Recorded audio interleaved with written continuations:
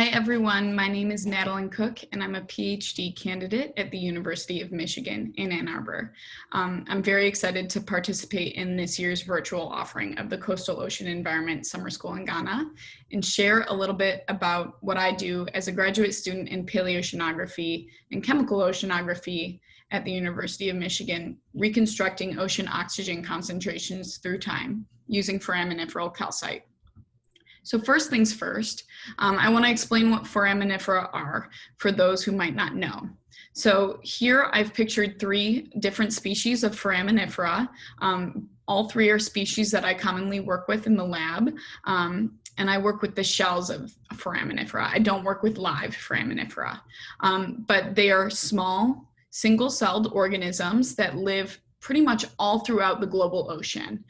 You can find them at the poles, you can find them in the North Pacific, you can find them in the South Atlantic, you can find them in the Gulf of Guinea, you name it, there are foraminifera there. And what's really exciting about them is they have existed on our planet in different species and variations for hundreds of millions of years.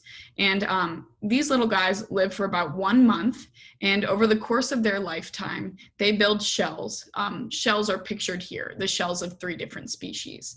And their shells are built from ambient seawater ions. So all three of these species, Globigerina beloides, Neogloboquadrina incompta, and Globoretelia scitula, all build calcium carbonate shells in the form of calcite. So over their lifetimes, they're grabbing calcium ions and carbonate ions out of the seawater, and occasionally they will grab different ions that are not calcium or carbonate. They might grab a magnesium or a manganese or a borate or an iodate. So they grab these different ions from seawater and then we'll incorporate them in their shells.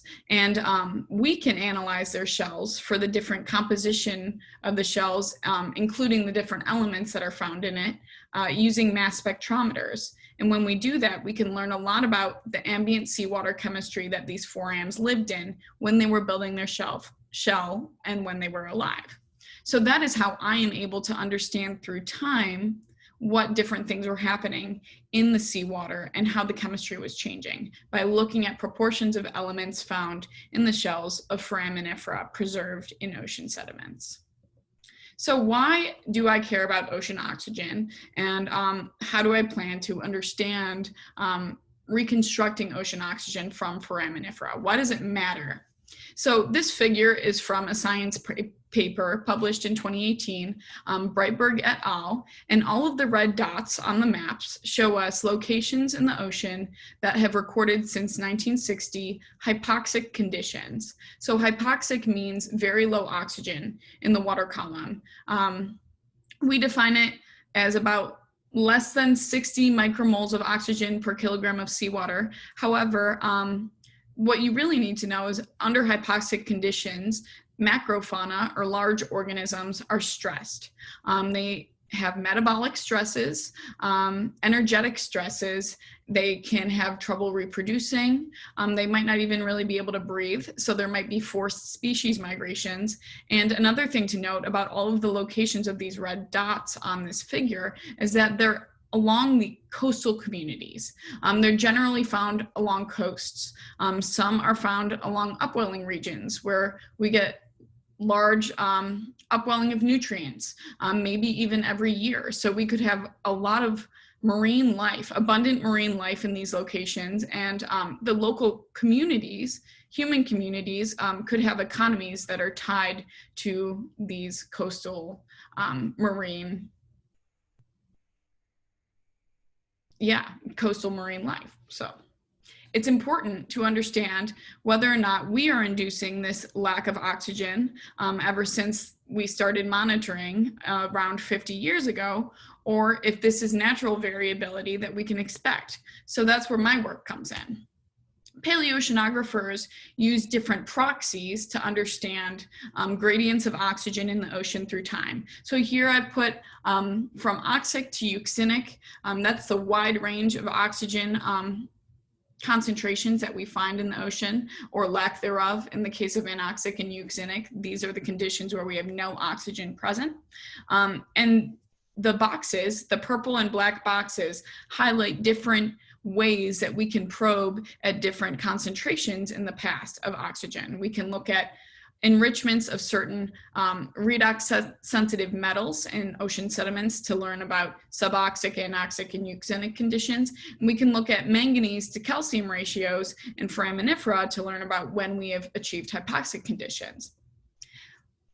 We also know that iodine is a really unique element in the open ocean, and especially in its inorganic forms. So here I've highlighted a figure that shows on the y-axis, this is relative free energy change, and this is reduction potential. So basically what this means is iodate gives off a lot of energy for microbes when it is reduced to iodide in the absence of oxygen. It's pretty much the next best thing to oxygen as an electron acceptor. So once we deplete oxygen in the water column, we also deplete iodate, and iodate and iodide interconvert in the ocean, and they are the two thermodynamically stable forms of inorganic iodine in the ocean. So a study that was conducted in 2010 by the Liu group at Syracuse University in the United States found that the only form of iodine incorporated into calcite, the same kind of material that foraminifera build their shells out of, is iodate. And we only expect to see iodate when we have high enough concentrations of oxygen in the water column. So what we do in order to learn about hypoxia through time and oxygen through time is first we go, this is a picture of me, through sediments. So I'm here picking foraminifera out of ocean sediments. And then I clean them in a lab and I prepare to process them and crush them and analyze them. So here's some more pics of me doing work preparing my foram samples.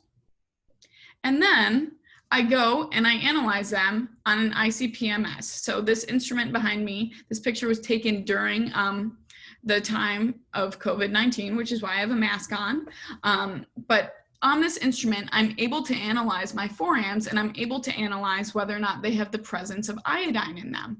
And if they do, the assumption is that they would only have iodine if there was ambient seawater chemistry had high levels of oxygen at the time during which the foraminifera lived. If they do not have iodine, that means that we were in an oxygen depleted environment or a hypoxic environment, because iodate is converted to iodide along the same reduction potential as oxygen to water, and that is the oxic-hypoxic boundary. So this is how I do my work. It's a lot of looking through a microscope. And I really hope to see all of you next year. I'm sorry this video went a little long, and thank you for listening, and please feel free to Slack me or email me if you have any questions. I am excited to see those who participate in the iodide lab this year. Take care.